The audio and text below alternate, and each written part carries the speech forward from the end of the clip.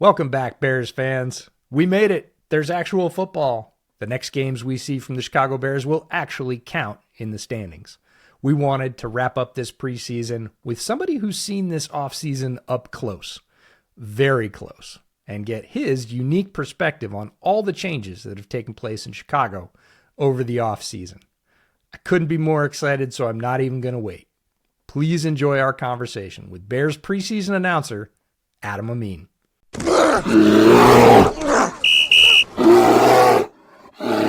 Amin is one of the busiest announcers in all of sports. He is the preseason TV announcer for the Chicago Bears, play-by-play announcer for the Chicago Bulls, NFL and Major League announcer for Fox Sports during the regular season. Adam, you got one of the craziest schedules in all of sports broadcasting, so thanks so much for making time to join us today on Bear Era.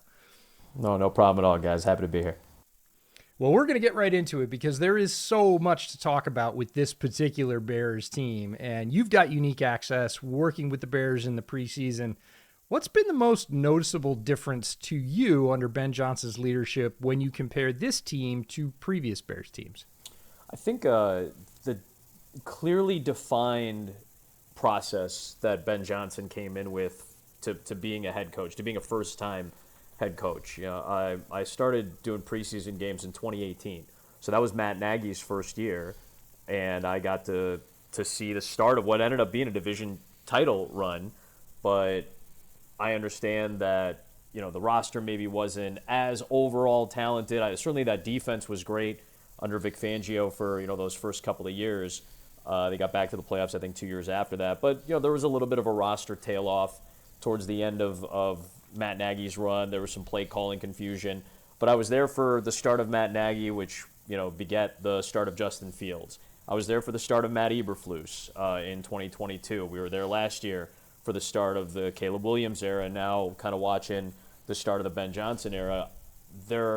This is about as clearly defined of a process and skeletal structure as I think we've seen from a Bears organization over that period of time. I'm really impressed with Ben Johnson because getting to know him a little bit as a coordinator, it seemed like he had a very different demeanor. He was very obviously, and I think that's the case for a lot of offensive coordinators who aren't, who are the main, even if they're the main play caller or not. I just feel like guys, like if the head coach is the play caller or he's really the figurehead of what's going on, coordinators have a tendency to kind of take a step back and let the head coach obviously be in charge. Ben was very much like that. He was happy to kind of be in the background. He talked about the game and talked about his methodology from very much a mathematical perspective. He's a double major in his college days, math and computer science, double major at North Carolina. Comes from a family of educators. He was a software developer for a little while before he went into coaching. So I think he kind of looked at things in a very analytical fashion. And I just kind of, you only get exposed to somebody like that for a short period of time. You kind of assume that about their general personality. So my question for Ben Johnson, not even when he became the head coach of the Bears, but even prior to that, during the interview processes, were, does he want to do this? Does he want to be a head coach? Because I feel like you could be in Detroit for a long time under Dan Campbell. I don't think Dan Campbell's going anywhere anytime soon for Detroit, at least for the time being. And he easily, I think, could have made Ben Johnson the highest paid offensive coordinator in football. They led the league in scoring last year. He certainly would have been justified. I think you work with Dan for 7 to 10 years. You put away, 35 to 50 million bucks in the bank, and you got way less stress on yourself, and you don't have to worry about the defense or special teams other than situational stuff. And I just thought he could do that if he really wanted to. I thought he was that talented of a coordinator and a play caller.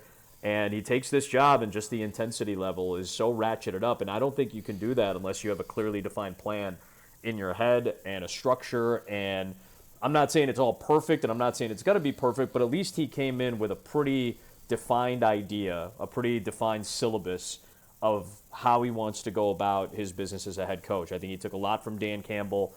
He's said as much. I think he's also taken stuff from his own personality and applied it to maybe what he did in Detroit, and I'm sure he's disregarded some things completely and did a completely new based off the coaching staff that he's hired and the personnel that he has. So I think that's the biggest difference from the kind of start of the Nagy era to Eberflus to now seeing, the very, very start of the Ben Johnson era, it feels just more clearly defined than the other regimes, I would say. And that's not to knock Matt Nagy. I think he came from a great program and had a really good idea based on what he did in Kansas City about how he wanted to do it in Chicago, and I thought he did a decent job, especially those first couple of years. I don't think Matt Eberflus had as clear of an idea as to how to approach this job. He also had a lot of tumult. Assuming Ben Johnson has a clean first year, I think he's already got a great idea and vision of where he's going.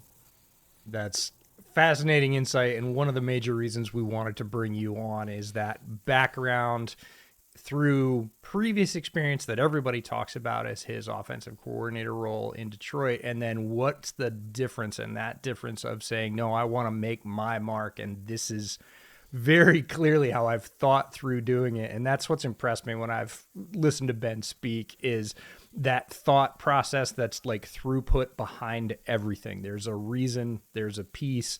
He'll adapt if he needs to, but he goes in with a very clearly defined plan that is backed up by a lot of thinking. So it's really cool to see how that lines up. What or who stood out to you from meeting the rest of the coaches that Ben's assembled? We've been big fans of the staff as he's put it together and all the experience he's brought from all over the NFL. As you've had a chance to meet with some of them now, much like you met with Ben when he was in Detroit, who's really stood out to you?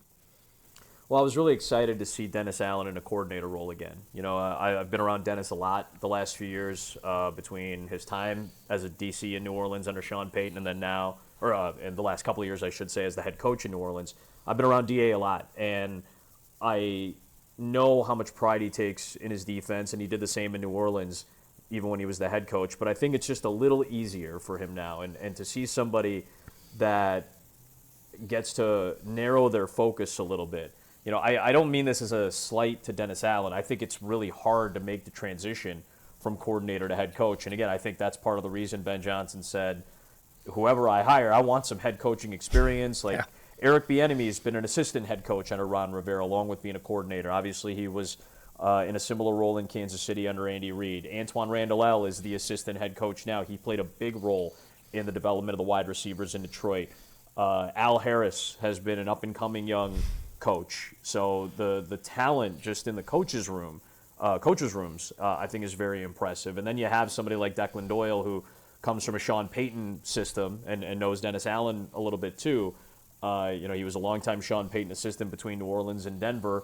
And I think having somebody who's been around great quarterbacks too is really important. So I think he's, whether it was completely purposeful or not, obviously it was purposeful to hire these guys, but if it was completely purposeful with these specific experiences in mind, it's a great collection of coaches. So I've been very impressed with them. I'm glad he stuck with Richard Hightower as well, the special teams coordinator. I think Richard is a severely underrated assistant coach in this league. I think he's one of the sharper special teams guys around. And this year, especially with the changes in kickoff rules, and I know it doesn't sound like a ton, but that 5-yard difference is a big difference when it comes to scoring probability in the NFL. So having to navigate through coverage and more precision kicks, I think is going to be really impactful in games. If you got a late drive that you're trying to play defense on, it's up to your kicker to try to drill the ball just about to the one, force a return, and your coverage unit has to be really good. And the Bears, obviously, in the preseason, that was one of the things that Ben Johnson pointed out. We're not particularly sharp in coverage, but I think this is a really great collection of guys that have very specific experiences that I believe will go a long way in helping some of the younger players move along and get them into a point where it's very fluid and everybody kind of feels like they have ownership of what is happening out there. I think Ben Johnson also, much like Dan Campbell did for him, I think he comes in knowing it's important to be able to delegate and trust the guys around you, and that, because that's the trust that he was given under Dan Campbell. He was given the offense basically at the end of 2021 and got a chance over the course of the next 3 years to grow it into one of the best, if not the best, offense in the league. I think he wants to be able to give that to guys like Dennis Allen and Antoine Randall and Bieniemy, et cetera. Well, he's certainly got the coaching horsepower to do it. Yeah, absolutely. Let's shift the focus a bit to the players, the roster. We're currently on a day where there's a lot of decisions being made. There's a lot of guys that are going to be moving from different teams. But when you're looking at the Bears through the offseason, through these preseason games, who are some of those, let's say, not as well known guys that potentially could make the 53 today and beyond that impressed you? I mean, the ending drive for Jade Walker obviously stuck out. Just really impressive, and that fifth wide receiver position really was up for grabs. I think we kind of know the top four. You have DJ Moore, Dunze, Burden, and Zacchaeus. Obviously, that's your top four right there. And the fifth wide receiver is going to have to be ready to take any of those roles or slot up into any of those roles, and then probably needs to have some special teams prowess as well. And I think that's where maybe Jade Walker can make some more impact is in special teams, whether it's as a return guy potentially or as a special teams cover guy. I think he really impressed, and more importantly, it's knowing the playbook. I think in the preseason, you have to obviously execute, you have to make catches, and you have to make difficult catches. You have to, I think just that last drive alone, we saw it in the first game against Miami where he was, on a really well placed ball, was in the right position to make a great back shoulder catch, but to be able to know every route, to know the entire route tree, and say, hey, DJ Moore got hurt on this particular play, Burden's going to move up to the X, and now I need you to slot in as the slot guy. Like, you have to be able to do that. Or, hey, we need you, and we're in 12 personnel. You're taking the Z receiver position right now because, for whatever reason. Like, you have to be able to step into any one of these roles. And I think, Jade did a really nice job of proving that he had a sense for all these different receiver positions, from 1 all the way to 4, from the outside all the way to the inside. Daniel Hardy, really impressed, I thought. I think, we saw some of his impact. We saw his impact in the first game last year on special teams, in a punt block situation that kind of sparked the Bears' comeback against Tennessee in the opening game last year. So, to have somebody that can make some impact, you can maybe use them on third down. I think this defensive line is going to be a little bit more versatile. The addition of Dayo Odengbo really opens up some of the options for what Dennis Allen might want to deploy, whether it's a NASCAR-style package with multiple pass rushers, 3 or 4 different pass rushers. Hardy can be an interior pressure guy. I think Austin Booker is going to be a key third down player. Back end, Nashawn Wright had some troubles. We saw how good he was in the first couple of games, but the problem with facing Kansas City, especially the starters, is the speed. And I think that gave the Bears some problems. And I think the loss of Terrell Smith really hurts them in that regard. I think that's a game where Smith may have been able to help contain guys like Xavier Worthy and Tyquan Thornton, guys that just have great speed for Kansas City, and you're going to face some really good speed guys in the NFC North. So that is a little bit of a concern of mine, but I thought in stretches, Nashawn Wright looked really, really sharp as well, and he's that much more important now because of the Terrell Smith injury. So those are some of the names that I think stuck out. And then should also mention Maurice Alexander. He did a solid job as a receiver, and then I thought in special teams he made a nice impact as well. And as we mentioned, that's going to be a bigger factor in the NFL this year. Yeah, absolutely. If we kind of look at your kind of job throughout the year in terms of calling these games, and you hear fans talk about like the soundtrack of football. Like, some people associate watching football with the analysts, the commentators that they hear. So for you, what's your philosophy between the kind of storytelling element that we do here in the regular season, but also quite a lot in the preseason, versus just letting it go, especially on those big game nights where it might be a rivalry game or something? Like, what's your philosophy between getting that right balance between the two? It's a work in progress, and it's funny that it's a great question too, Ciaran. I think because I was having a conversation with Mike Tirico, and Mike Tirico is the excellent voice of Sunday Night Football on NBC, and is preparing, and I think this is year number 20 that he has been calling NFL games on national TV. Started on Monday Night Football when ESPN first got the current iteration of Monday Night in 2006, and that first year he did that incredible Bears Cardinals game, the Crownham game, the Dennis Green famous quote, "They are who we thought they were, and we let them off the hook." He called that game his first year, and here he is 20 years later and finally getting the opportunity to call a Super Bowl. He had to go to a different network and wait in the wings behind Al Michaels and only get 3 or 4 games a year for a few years, or maybe 5 or 6. And then he took over full time, and finally NBC, with the way the new TV rights deals were structured, like they had to kind of wait their turn on the back end of the new cycle. So Mike had to wait a few extra years before he finally got his shot. And I think, I think about waiting as long as he did to get a chance to call the Super Bowl. And the reason I use that comparison is because that's my hope. That's every NFL announcer's hope in this country, is that someday the right dominoes TV-wise will fall, the right dominoes hierarchy-wise will fall, and you get an opportunity to be one of the, 3, 4, 5 voices, whatever it might be, of a Super Bowl, depending on the place and network and all that stuff. And I'm getting to the point now where this is year number 6 for me calling the NFL on television. I think this is year 14 now on between radio and TV. So I've called the NFL for a long time, but this is the 6th year for me on TV. And this is about how long it took me while I was doing college football at ESPN to finally get to a point where I was feeling more and more comfortable. It took me a while to get to a point where I do all this preparation. I work really, really hard. I share my preparation online with people to kind of give them a sense of the things we research and how much work it takes to get ready for a high level game, in particular an NFL game, the most watched sport we have in our country, right?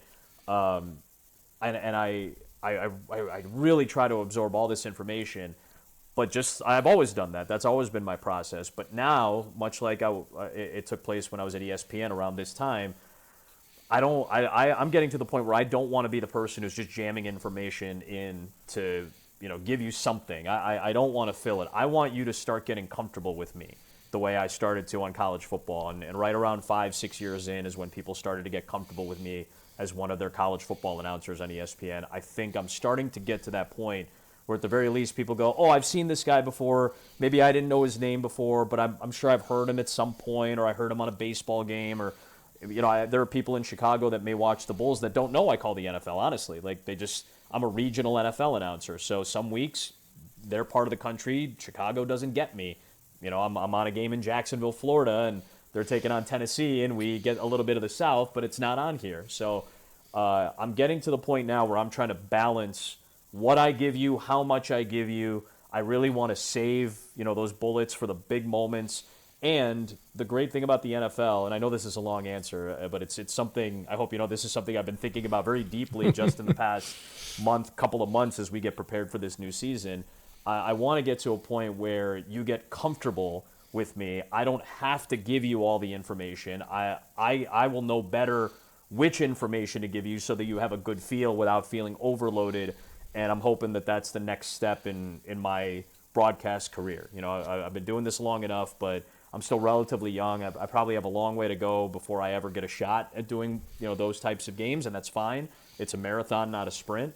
But I want to start taking the steps that I think those big game announcers like Mike Tirico took as well. He got more and more comfortable as time has gone on. And yeah, could he have done a Super Bowl 5-10 years ago? Absolutely, in my opinion.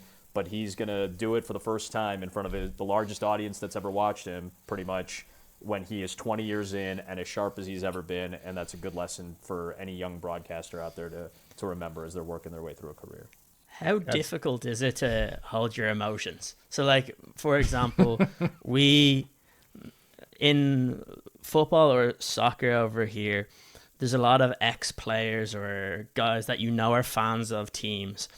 And at big points, they can't help it, and you hear that come out.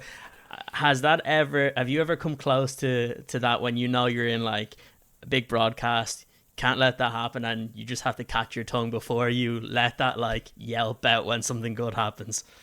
It is a balance of trying to do that. Now, it's a little different between a local broadcast like I do for the Bulls in the NBA, where we are the team announcers, so we're not necessarily constantly rooting for on the air or rooting against the other team, but it is when something good happens for the Bulls, we get more excited for it. It is impactful in a positive way, and I almost think I play it a little bit more neutral than a lot of hometown announcers do, because I have a partner who played for the Bulls. He won 3 championships with the Bulls and Stacey King. So I encourage him to be exuberant, to be emotional, to be invested, because he's always been that way. That's who he is as a person. That's who he has always been as a broadcaster long before he and I ever worked together.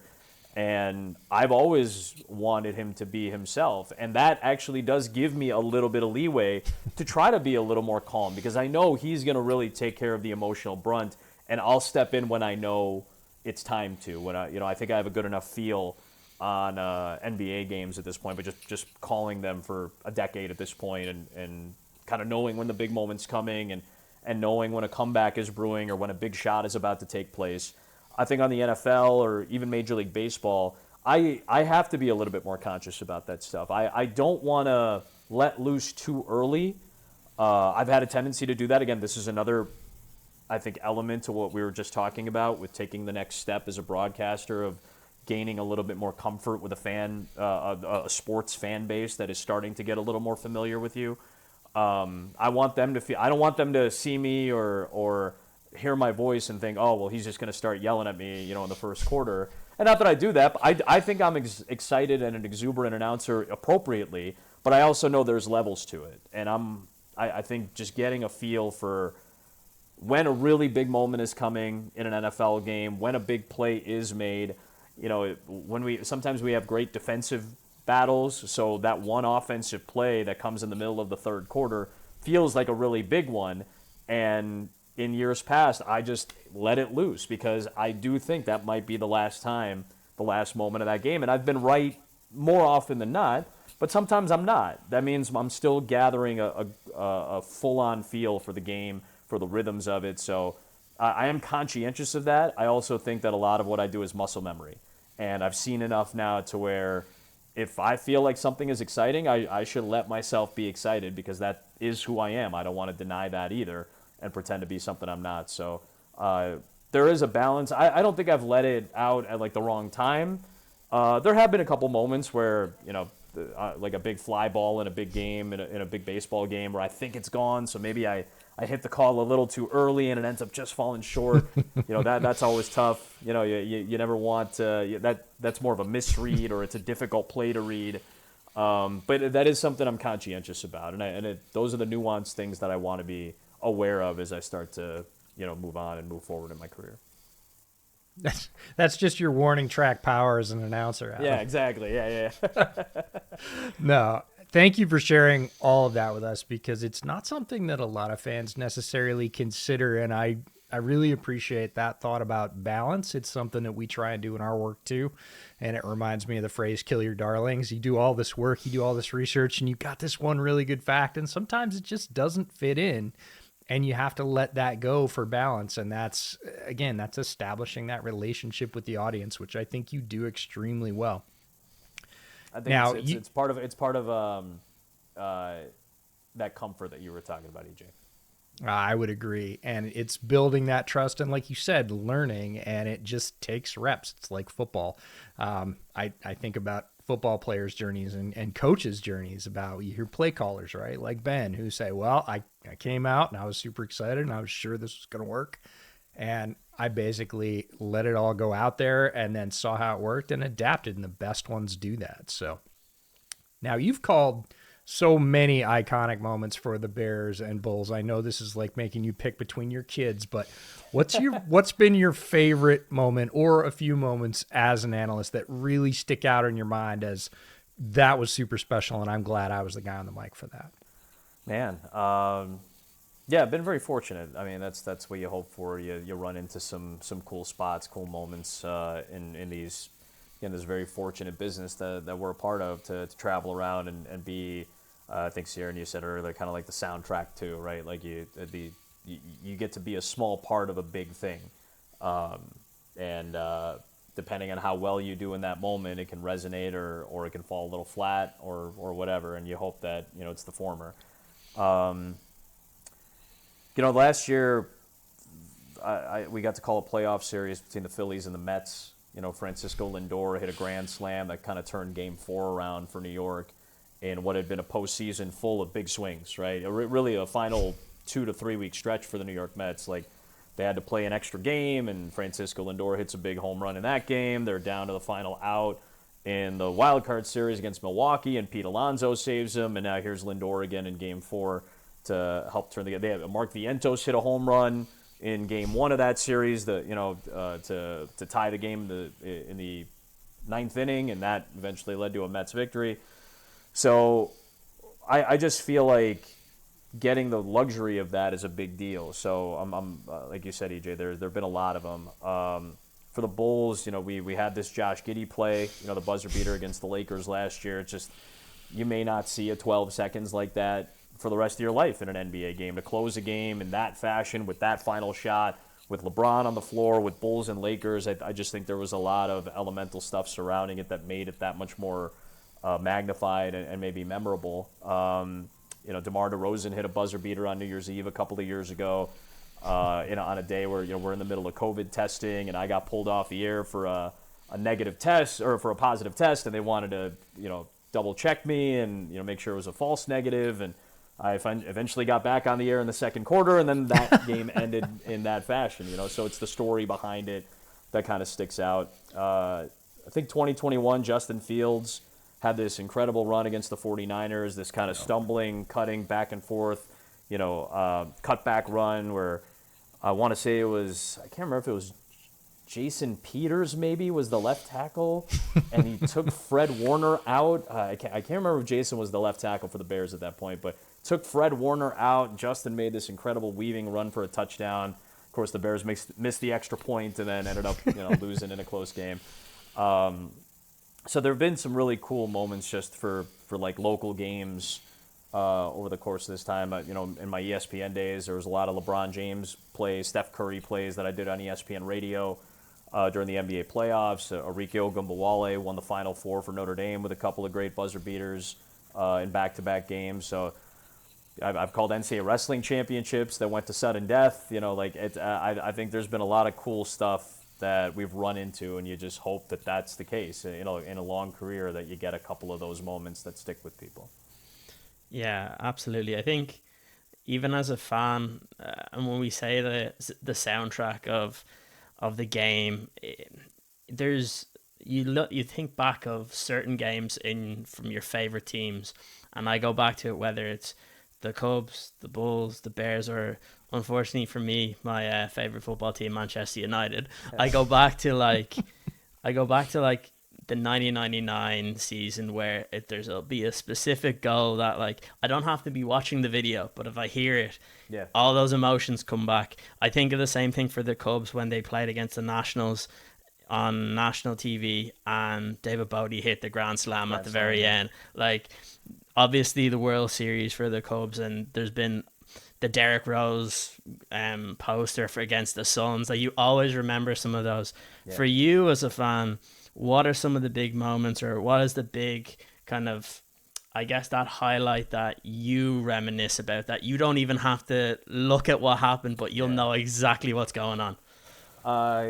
Late June of 2007, the Cubs were playing the Brewers in the middle of this pretty impressive pennant chase, and this was a really good Brewers team, right? Ryan Braun and Prince Fielder, and the Cubs, I think, had Carlos Zambrano at that point, and Aramis Ramirez hit a walk-off home run in a big series against Milwaukee, and I just remember Len Casper, who at the time I want to say was either in his third or fourth year as the voice of the Cubs, and he kind of stepped into a difficult situation. Chip Carey and Steve Stone were, I grew up a Cub fan, so I was always a big fan of the two of them, and it's cool to be able to say hello to Chip now. He's down in St. Louis doing the Cardinals, and I just did a Cardinal game, so he's always been great to me, even going back to his time in Atlanta. Steve Stone I've worked with here in Chicago when I filled in on some White Sox games. I just always thought they were such a great broadcast team, and here come Len Casper and Bob Brenly, and I knew Bob from his national work. I didn't know Len at all, and it took my father, who I got my Cub fandom from him. It took him a little while to get used to Len as the voice of the Cubs, and I just remember 2-2 pitch to Aramis. There's a drive, deep right field, and I just remember Len's voice kind of cracking on the call as this walk-off home run. and it was my ringtone for a few years. Like it was just that was my phone ringtone going into my junior year, and my roommate, one of those years was a catcher for the Valpo baseball team, and he was from Wisconsin, and he was a Brewer fan, so of course he hated it, right? He couldn't stand it. But like that's one of those calls that just kind of sticks out. Neil Funk calling the final Jordan shot, hangs, fires, scores. That's always stuck with me for a long time, especially now that I succeeded Neil, and he's been nothing but tremendous to me in the years since I took over for him. And those are the calls that always stick with you, and it's not even necessarily the biggest game or the biggest moment. It's just something that you associate. I just always appreciated that call from Len, even though the Brewers ended up being pretty good that year, and it was a battle down to the wire. Cubs made the playoffs that year, but it wasn't even the biggest game of the season at that point, but it was the first time I'd heard Len make a call and thought, oh, he's the voice of the Cubs. And I know exactly what you mean, with just certain moments, situations, it sticks with you for a long, long time.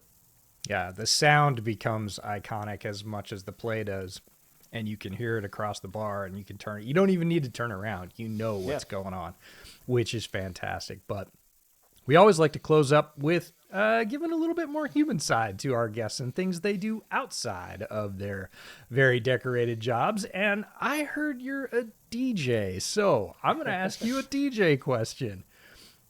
All right, this is no homework required here. If you're at a good party on a Friday night and you want to make it better and you get to pick a 3-song ride, which 3 tunes are you picking to pump it up on a Friday night?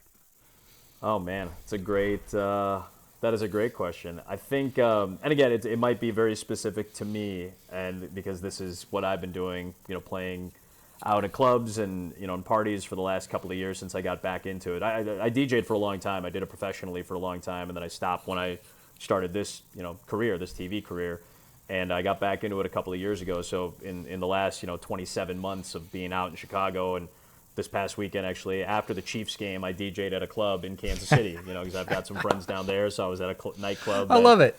This is like where the Chiefs go after their games. Like, it's a popular club in the Power and Light District, so I had a great time playing there. And, you kind of just gather a couple of things, a couple of tricks in your bag. So for me, it would be the Kanye West Jay-Z song Paris. I feel like, nice. It's 140 beats per minute. It's very recognizable.